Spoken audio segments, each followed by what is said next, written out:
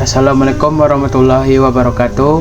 Perkenalkan, nama saya Jamie Aditya Syaputra dengan NPM 24010035. Saya dari Prodi Pendidikan Informatika dan di sini saya akan mengerjakan tugas, yaitu tugas analisis pengembangan sistem dengan modal waterfall.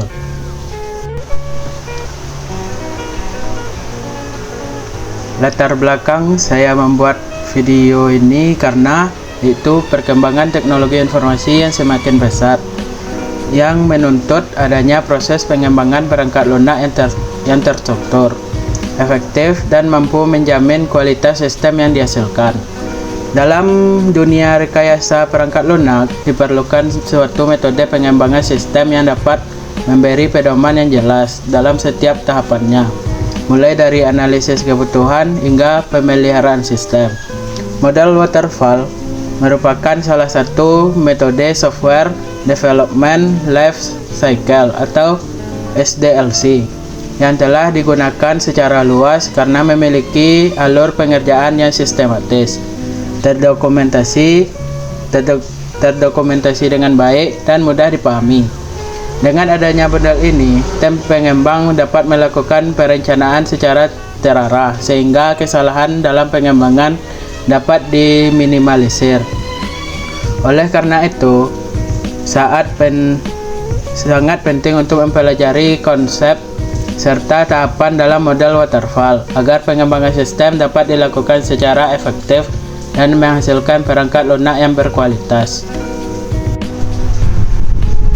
Tujuan dari analisis SDLC model waterfall yaitu bertujuan untuk pertama menghasilkan konsep dasar SDLC dan posisi model waterfall di dalamnya.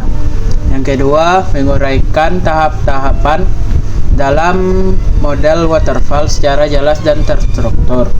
Yang ketiga, memberikan pemahaman mengenai pentingnya dokumentasi dan alur pengerjaan dalam pengembangan perangkat lunak.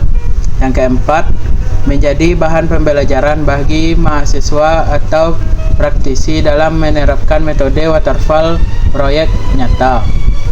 Yang kelima, menyediakan referensi akademi sebagai pendukung pemilihan metode pengembangan sistem yang tepat. Analisis pengembangan sistem dengan model waterfall. Model waterfall yaitu metode pengembangan sistem yang berjalan secara bertahap dan terstruktur, di mana setiap fase harus diselesaikan sebelum melanjutkan ke fase berikutnya. Model ini cocok untuk proyek yang memiliki kebutuhan jelas di awal dan perubahan minimal selama proses pengembangan. Tahapan SDLC dengan model waterfall. Yang pertama, sistem requirement atau analisis kebutuhan sistem. Pada tahap ini dilakukan identifikasi kebutuhan pengguna dan sistem, seperti kebutuhan fungsional, kebutuhan non-fungsional, dan identifikasi pengguna. Yang kedua, ada sistem desain atau perencanaan sistem. Di tahap ini ada pertama yaitu perencanaan arsitektur sistem. Yang kedua, desain basis data. Yang ketiga, desain antarmuka. Yang keempat, flowchart atau DFD atau UML. Dan kelima, spesifikasi teknologi. Yang ketiga, ada implementation atau implementasi atau pengodean. Tahapan ini membangun sistem secara nyata sesuai desain, yaitu pengembangan modul-modul program, interaksi antar komponen, pengujian awal terhadap unit atau unit testing. Yang keempat, ada testing atau pengujian sistem. Di tahap ini ada yaitu yang pertama black box testing, yang kedua integration testing, yang ketiga performance testing, yang keempat bug fixing dan penguatan sistem. Yang kelima ada development atau perencanaan. Pada tahap ini sistem mulai digunakan pada lingkungan nyata, seperti instalasi sistem, migrasi data, pelatihan pengguna, dan monitoring awal. Yang keenam ada maintenance atau pemeliharaan sistem. Pemeliharaan ini dilakukan dalam jangka waktu panjang untuk yang pertama, perbaikan error yang muncul saat digunakan. Yang kedua, optimalisasi performa. Dan yang ketiga, penambahan fitur minor sesuai kebutuhan. Kekurangan dan kelebihan metode waterfall. Yang pertama ada kelebihan. Kelebihannya yaitu proses terstruktur dan mudah dikontrol. Yang kedua, dokumentasi lengkap. Yang ketiga, cocok untuk sistem kecil dengan kebutuhan jelas. Yang keempat, tahapan jelas dan mudah dikelola. Kekurangannya yaitu perubahan kebutuhan sulit dilakukan, tidak cocok untuk proyek yang berubah-ubah, feedback pengguna terlambat, dan keempat, testing sering baru dilakukan di akhir.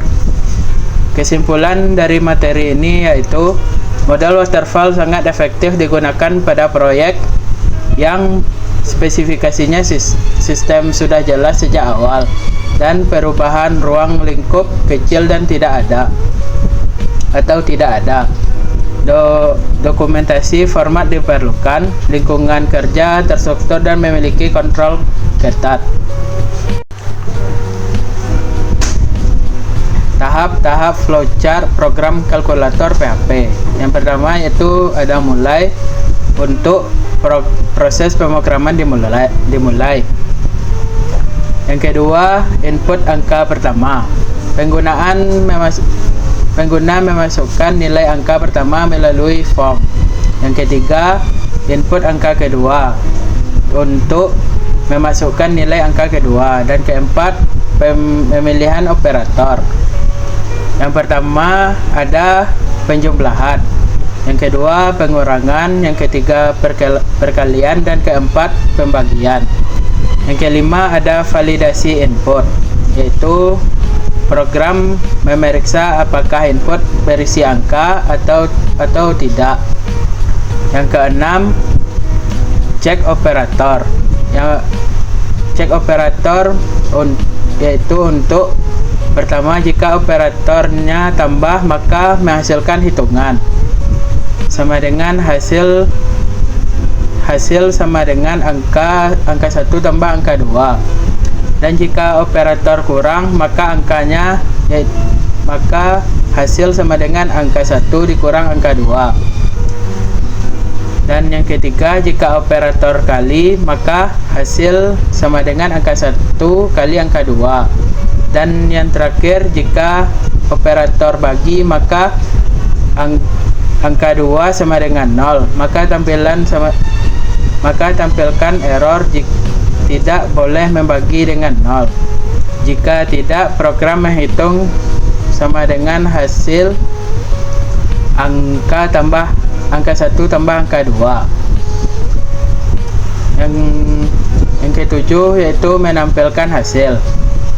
Pemrograman menampilkan hasil perhitungan atau pesan error jika terjadi kesalahan. Yang kedelapan, selesai, yaitu proses kalkulator berhenti.